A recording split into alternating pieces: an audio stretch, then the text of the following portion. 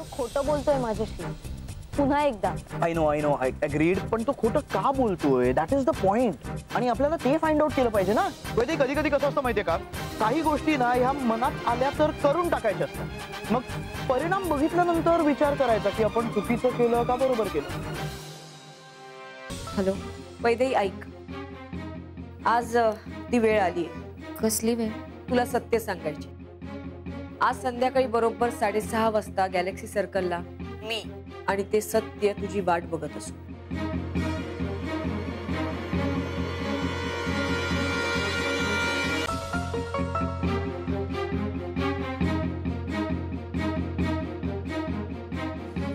ते बघ सत्य, तो जो माणूस आहे ना मानसशी मैत्री असलेला, तो त्या लोकांपैकी आहे जो पैशांसाठी तुझ्या बाबांच्या मागे. पर्सनॅलिटीसाठी ना व्यायाम गरजेचा नसतो, आत्मविश्वास महत्वाचा असतो. तो असला पाहिजे, मग पर्सनॅलिटी अशी आपोआप बनते. विकुडी, कॉन्फिडन्स वगैरे सगळं ठीक आहे, पण कधी कधी काही माणसं खूप ओव्हर कॉन्फिडेंट होतात आणि मग फसतात. अरे तुझं येणं जर का कॅन्सल झालं होतं तर मग एक मेसेज करायचं, सांगायचं तरी मला. अजूनही वैदेही पण पोहोचली नाहीये, तिचा फोन पण स्विच ऑफ आहे. एक मिनिट समीर, तू काय बोलतोयस? मी कुठे कुठे यायचंय? आणि वैदेहीचं काय? माझा फोन बाहेर डेस्कवर होता तेव्हा कोणी माझा फोन. It's impossible. मी आणि वैदेही भेटणार आहोत हे आम्हाला दोघांना सोडून बाकी कोणालाच माहित नव्हतं. इनफॅक्ट तुझ्या ऑफिसमध्ये कोणाला माहित असण्याचा चान्सच नाहीये. सो तुझ्या ऑफिसमध्ये कोण असेल? हॅलो वडके साहेब. मानस, वैदेही किडनॅप झाली आहे ना? हो, तुम्हाला कसं माहिती? मानस, मला फक्त वैदेही हरवली आहे एवढंच माहिती नाहीये, तर ती कुठे आहे हे देखील माहिती आहे. तू मला का सांगतेस?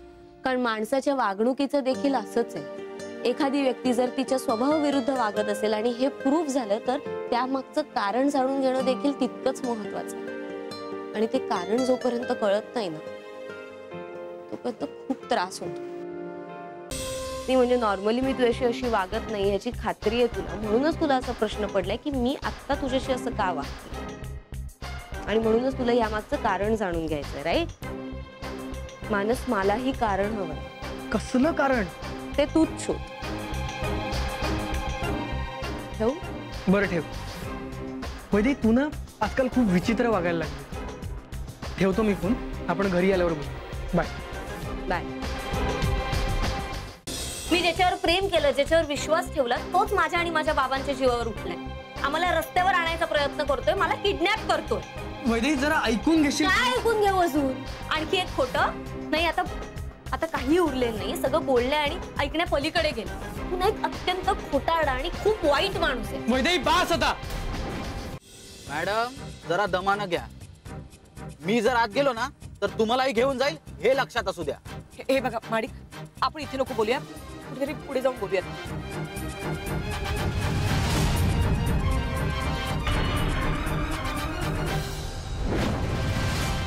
मी सगळं दूध संपवते, ओके?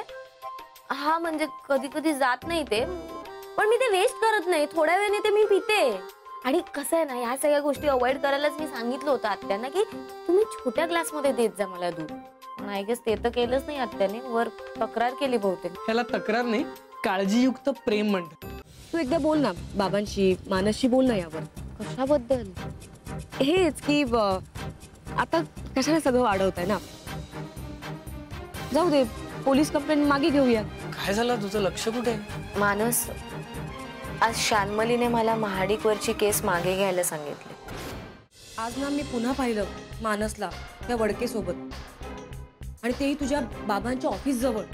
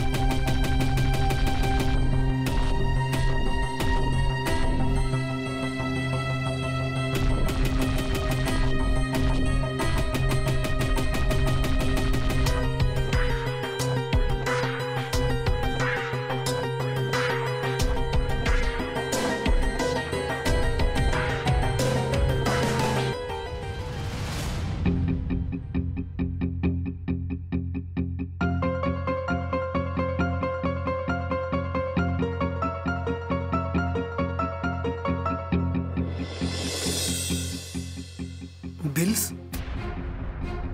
ह्याची ओरिजिनल बिल्स कुठे आहेत? ही सबमिट केली आहेत तर मग ह्याच्यावर गव्हर्नमेंटचा स्टॅम्प का नाहीये? ह्याचा अर्थ ही बिल्स बनली पण कोणीतरी मुद्दाम सबमिट नाही केली, म्हणूनच पेमेंट आलं नाही आणि काकांची कंपनीची ही हालत झाली.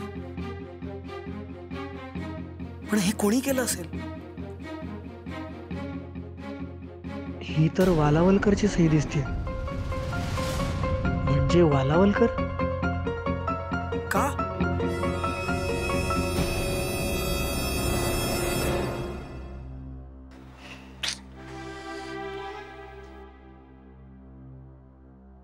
वैदेही हा, अगं तू काय फेऱ्या मारतेस अशी? तुझ्या फेऱ्या मारल्याने मानसचं काम पटकन होणार आहे का तिथे? नाही ना, कशाला टेन्शन घेतेस? बोल रे मानस. काकांची सगळी बिल सबमिट झाली. आता सकाळी जाऊन मी स्वतः सगळी बिल सबमिट केली. That's great. आता काही दिवसातच काकांचे सगळे पैसे येतील.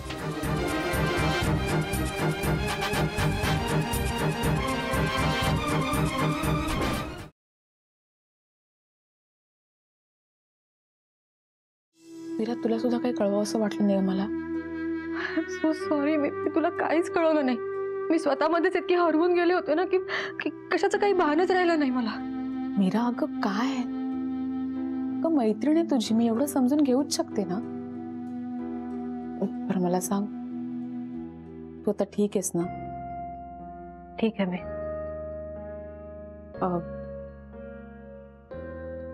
आदित्यला काय वाटलं?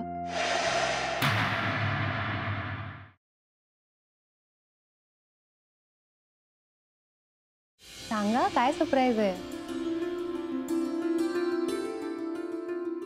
धनंजय मोहिते पाटील कॉलेज. तुम्हाला पहिल्यांदा बघितलं होतं मी इकडे. 14 नोव्हेंबर एंगेजमेंटचा दिवस, आणि मी आलो नाही. माझ्या भूतकाळातल्या आठवणींनी परत एकदा तुटलो होतो मी. मनवा, तुमच्यापासून दूर गेल्यानंतर खऱ्या अर्थानं प्रेमाची जाणीव झाली मला, आणि मी सर्वस्वी तुमचा झालो आता. राजवीर मोहिते पाटील जावं आहेत नव तुमचं?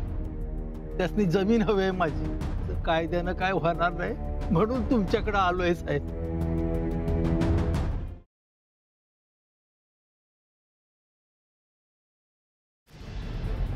तन्मय,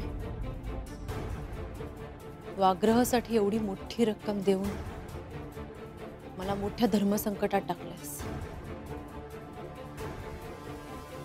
माझ्याशी कसाही वागलास ना, तरी मी तुला एकटं नाही पडू देणार. या सगळ्यातनं मी तुला सोडवेन, नक्की सोडवेन.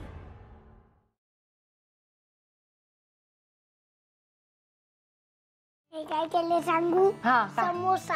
या समोस्याचं नाव काय आहे? बाबू आहे. पण हा बाबू आहे तरी कोण? कावळा. कावळा?